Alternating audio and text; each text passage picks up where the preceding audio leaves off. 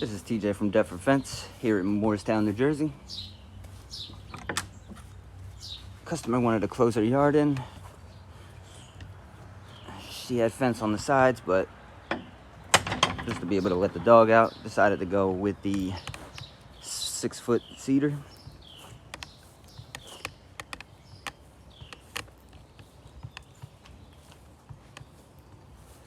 The wood has a nice natural look to it.